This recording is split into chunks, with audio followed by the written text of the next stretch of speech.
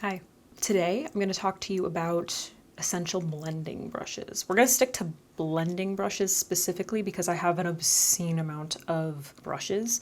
If you want to see like my essential brushes in general, it's going to be a long video. I just kind of wanted to talk to you about like what you would need for eyeshadow. I didn't mention that. It's eyeshadow, not face. Before I show you specific brushes, I just want to let you know, first of all, I do have a video that goes into depth about how I blend. I have two. I have one for like the upper part of your eye, and then I also have one for the lower lash line. So I can link those down below if you have not seen them and you want to watch them. My brain just shut off. My typical rule of thumb is that as the shades get darker, you want to become more precise, so your brushes are going to get smaller.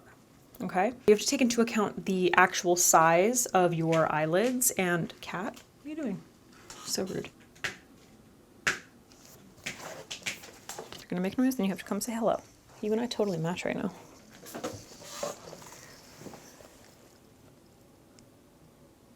You okay? Do you hate it? I can't kiss you, gotta get lip gloss. All right. Okay, all right. I can't remember what I was talking about. So you have to keep in mind the actual shape of your eyelid. By shape, I mean size. So I actually have a decent amount of real estate going on up here. I'm very thankful. I thank the eyeshadow gods every single day. I got a lot of space. My eyelids are slightly hooded, so you can see that like I got creases, you know? So transfer can be a problem. I do have quite a bit of space from my lash line up to my eyebrow. If you don't have that much space, you're not gonna wanna use the big blending brushes that I'm going to be showing you. You wanna use something much smaller. I'm gonna start off with a classic. I have a few brushes that are similar to this guy. This is the MAC 217. This is a universal blending. There is a tiny fine hair on my nose. When I first got into makeup, this is what okay, seriously, it's still there. When I first got into makeup, this is what all the makeup artists pretty much always started off with. It was the MAC 217. I'm gonna go in with my MAC 217, and it is kind of just like a basic beginner blending brush. It's nice and tapered, super soft. It has like a nice dome shape. It gets a little bit thinner as you turn it. You can rough it up, make it, you know, a little more fluffy if you want, where you can kind of do that, taper it a little bit more. This is an old guy. This is tried and true. Morphe has a brush just like it that I use fairly often, which is the M433. Might be a little bit, I guess it's a little bit wider, but they're quite close. So if you are looking for a much cheaper version, this one might be like $15. Maybe it's more expensive. I can't actually remember now. But the Morphe one is definitely cheap, and I use them interchangeably. Like, I guess the MAC 217 is maybe a little bit more tapered, and this is slightly more like rounded on the top. It's like a little bit more round, I guess, comparatively. That is like a great beginner point for anyone. However, if you are on this like smaller lid space size, if you really don't have that much room to work with, this might be a large blending brush for you. So do keep that in mind. Now, when I say that the brushes get smaller as the shades get darker, for example, today I started off with my transition shade, and I was using the Morphe M573 brush, which is quite large, but again, I have quite a lot of real estate going on up here, and I wanted a light wash and then just to kind of like blend it outward, which is why I use this brush. Very similar to the MAC 217, even the Morphe, whatever I said, M433, but it is a larger version, maybe a little bit more like pointed. I started off with that. For detail, I started going in with this, which is also from Morphe, the M456 brush, which if you compare the two, it is much smaller. And when you turn them, this one gets a little bit flatter. You can see it's a little bit more flat as you turn it. So I started off with this one for my transition, and then I started picking up darker shades and working them on the outer and inner corner of my eyes. What I like about this brush is that because it's a little bit flatter, it's a great blending brush because it's a similar design, but it also helps pack on a little bit more pigment. So what I did with this was I picked up the product like on the flatter tip of the brush, patted it down, and then started blending into the transition shade. And then you can kind of go back and forth between these. So if you wanted to look at like the steps in terms of size, we have them like that. So this is the one that I used for my transition shade. This is the Morphe M433. Then we have the MAC 217, and then the Morphe M456 brush. These are 4 brushes that I use constantly. Sometimes if I use the MAC 217 and M433, again, I use them interchangeably. If I use those for my transition shade, like to start off, typically it's because I want like a little bit more precise application. Maybe my shade or the shade that I'm going in with is a little bit dark, so I don't want it to just kind of like be all over the place. This transition shade was a lot lighter, which is why I used a fluffier brush. But if, say I did go in with something that's a little bit darker and I went in on these brushes, sometimes to go in and blend, I will go in with this guy, Clean, which kind of acts as like a little bit of an eraser, because it's not placing down any extra pigment. It's sort of like picking up what you put down. So if you put a shade down and you're like, that's too much, I need to take it back a little bit, going in with a clean brush, and usually if it's like a little bit fluffier, is going to help soften that. Those are the ones that I would start with. If you have a lot of real estate like me, and this brush is like a typical blending brush for you, then you might want to try the Morphe M521 brush, which is basically that, but a little bit larger. So it's not quite as tapered, it's a little bit more domed, and it's just a larger brush in general. This is typically what I would use if I need to clean up a little bit, like out here, or say I just take my like eyeshadow out a little bit too far and I just need to like blend it into my foundation a little bit more. This is what I use. Now, if you have huge eyes, something like this. This is like a highlighter brush or something, but I'm just saying. I've seen some people use these kinds of brushes and they have smaller eyes than me, and I'm like, I don't even understand how you're doing that. But it happens. This is another Morphe brush. It's from like a nondescript, the nondescript collection that I'm always referencing. And it has no name, which is really annoying. But actually this one is very similar. Once again from Morphe, I use a lot of Morphe brushes. I use a ton of brushes, but honestly, as far as blending goes and best bang for your buck, I guess, I would recommend Morphe. I know a lot of people like talk some shit about it. I don't know why. I think they have really good brushes. There are a lot more good blending brushes that are affordable that are coming out. Japanesque is actually a really good brand for more affordable blending brushes. I think they carry them, I don't know if they're in Walmart, but they're at walmart.com at the very least. Well, I can't find it, but it's very similar to this. Basically, it's just like a highlighting brush, you know? Now, there are 3 tiny blending brushes that have changed my life. First of all, this first one, I was just like, I actually was at the Morphe store in Burbank, I think. This is the M507 brush, super tiny and very tapered. Let me just compare it to the MAC 217.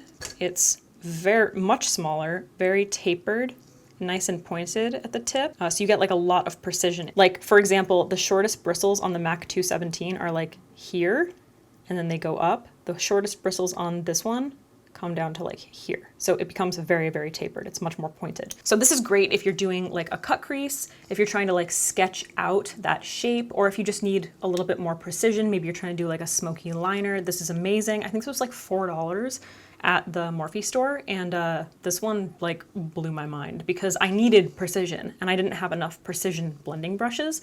So that's a tip that I would pass along to you guys.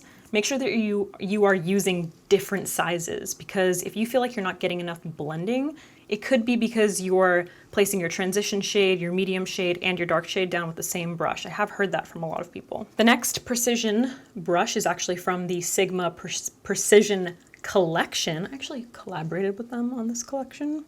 Maybe I'll pop a photo of the box in. Anyway, this is the E42 brush, which again, if you compare it to the M507 from Morphe, it's a little bit more domed. It's slightly bigger, a little bit more domed, and it's not quite as tapered. It's a little bit more like tightly packed. So what I like about this brush is that it actually like applies quite a bit of pigment, and then you can kind of like blend into like shades that you've already put down. This is a little bit more of a soft effect, unless you're like really focusing it on the tip and you want like a sharp line, because it's the variation in the length of the bristles is so vast. It's going to blend and create like just a more soft look. When the bristles are a little bit more tightly packed, or they're closer together, it's typically going to place down more product. It's not going to be like as soft, I guess. And then this guy from Morphe, this is the E36 brush, I don't know if you could really call this a pencil brush because it's quite domed, like it's quite rounded at the top, but it is almost like the same idea, I guess, as a pencil brush.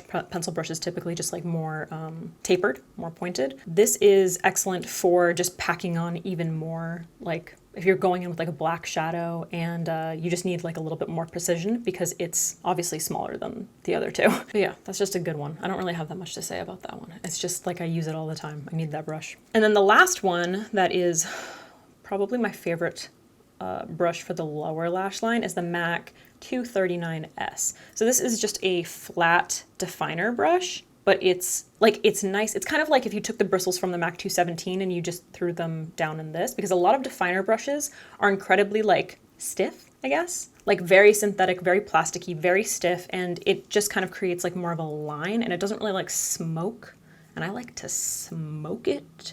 You guys know that. So this definitely changed my life. What I love about it is similar to, let's see, the Morphe M456 brush, which might seem odd. It gets a little flatter as you turn it. And obviously these are very different brushes, but you can see there's still that nice like variation in bristles, even though it's a much different shape. It kind of looks almost like a, what do they call that? It almost looks like a flat brush that you would like apply a shadow with, but because there's a nice variation in bristles and the bristles are so soft, it blends beautifully. Perfect for the lower lash line, or again, if you are trying to do like a smoky wing or something, because you can get like really nice and tight into the lash line. I love that fucking brush. The majority of the brushes that I showed you are from Morphe, so they're super affordable. However, and they blend beautifully, like very, very well. But I will say, I don't know how many Wayne Goss brushes I have, but they are so soft. I do believe that they are real fur. I have to look into that. I'm pretty sure that they are because they are so soft. So it's a natural hair, which objectively is the best like blend. It just is. It's just so much softer. So do keep that in mind. They are incredibly expensive, very luxe, super soft, and excellent for blending. I have the 19, 17, and 18 here. So 19, 17, and 18. I have a bunch of these because I just like needed to try them. I needed to try them. All right, I needed to try them. Yeah, I have like a smaller one around here somewhere, but I don't need to show those to you. Anyway, listen, brushes are an investment, and I highly recommend Sigma blending brushes. They're fantastic.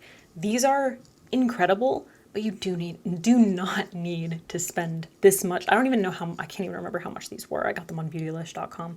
I spent a lot. They're fantastic, but you don't need to spend that amount of money. I highly recommend Morphe. Hopefully the ones that I showed you will kind of give you like a size idea for you, because it's kind of tough when you go on the website and buy them. You don't really like have anything to compare them to so that you can figure out the size. You want small brushes. If you feel like you're not able to get detail, or if you feel like you're having trouble blending, revisit the brushes that you have. It could be that they are just like really cheap. Maybe they're synthetic and tightly packed, and that is just like applying way too much pigment and it's kind of going all over the place. These are the brushes that I like cannot live without. I use them all the time. These are the ones that I always need, you know? Is that it? I guess so. I have a million brushes, but like these ones, you know, like I can't live without them. All right, I guess that's it. Let me know if there are any blending brushes that you use specifically that you think I need to check out, or don't, because I have so many brushes and I really don't need to buy any. And then let me know what category of brushes you would like to see next, because I'm happy to share that with you. If you want to know about like face brushes, I could do that. Or if you want like a more in-depth listing, I guess, of eye brushes, like different categories, not just for blending, but like packing on eyeshadow. Yeah, whatever. Okay, bye. I was recording, right? Oh my God.